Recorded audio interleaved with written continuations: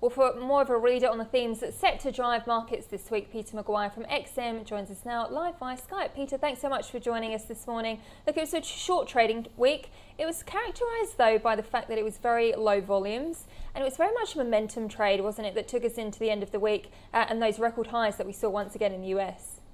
Absolutely. Good morning, Cara. Good morning, Andrew. I thought it was a good week overall. I mean, you know, there was a dollar to be made certainly out of US equities. Aussie snapped 7,000. So that had a lovely Thursday and Friday, sort of. I think this week it will continue.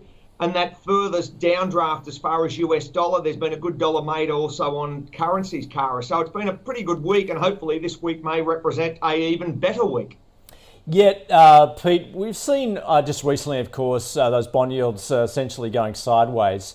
What's your expectation for this week? Because obviously, we've just had those US PPI prices. Their highest monthly gain since record keeping began more than a decade ago. China PPI as well. What do you think? How's data going to drive sentiment this week? Well, I think it's going to be positive, Andrew. I feel as though those Chinese numbers will, be very, very positive. And overall, you've got a slew of data coming out of the States as well. So I think it'll just drive up positive sentiment. Have a look what happened as far as Friday night on the Dow. It was up nearly 1%, 0.89.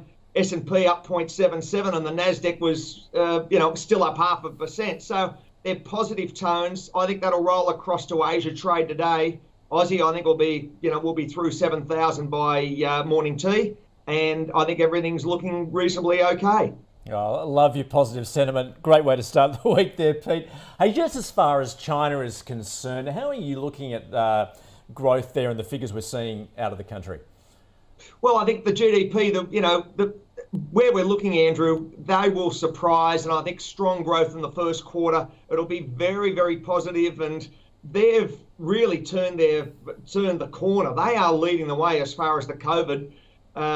When you look at the overall themes coming out of there and the growth and where we've gone as far as Chinese equities also over the last couple of weeks has been relatively okay. So I think that their time to shine will be that second quarter. We're right in that now, and it'll be onward and upward for the Chinese equities, I feel, over the next 4 to 6 weeks. And Pete, what do you think this backdrop means when it comes to the US dollar? Well, 92.2, it's been sold off, Cara. It's dropped nearly 1%. I think it'll be probably test 92 this week. I wouldn't be surprised a little bit further softness. Keep an eye on gold, keep an eye on silver. Some of these cryptos are just incredible. I'm noticing some of the numbers, but I don't really want to discuss that too much. But there's dollars to be made from trading, and I feel as though that US dollar will possibly come under a little bit further downward pressure, as Andrew mentioned, as far as bond yields. What's happening with the Fed? There's no talk as far as anyone raising rates, so it's onward and upward, and probably not a bad time to be long. And so who are the outperformers then? Do you think those commodities, currencies like the Kiwi dollar, like the Australian dollar, like the CAD?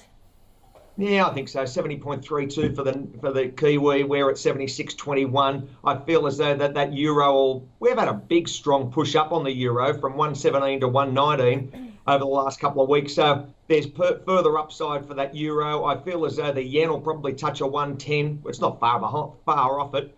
And don't underestimate our good friend Mr. Gold, because it's had an incredible run. It hasn't been much in the last 1 or 2 sessions, but don't forget it's up $60 this month. We're only on the 12th, and I feel as though we could get a little bit more to shine on that precious metal. Yeah, that's interesting you say that. Obviously, that's also reflected in the recent performance of gold stocks at the same time. So you feel as though we've seen the bottom? I think so, Andrew. We touched 1680 around the end of March. You're now at about 1742, so there's every chance you could hit a 1760 handle. I think it's probably 1770, 1780, maybe even this month. So there's further upside to be drawn from it, and it's a trade that I think is really staring everyone in the eye. So yeah, keep a close focus on that one. Pete, thanks so much for joining us this morning from XN. Lots to watch out for when it comes to that currency market and the gold market this week. Thanks, Cara. Thanks, Andrew.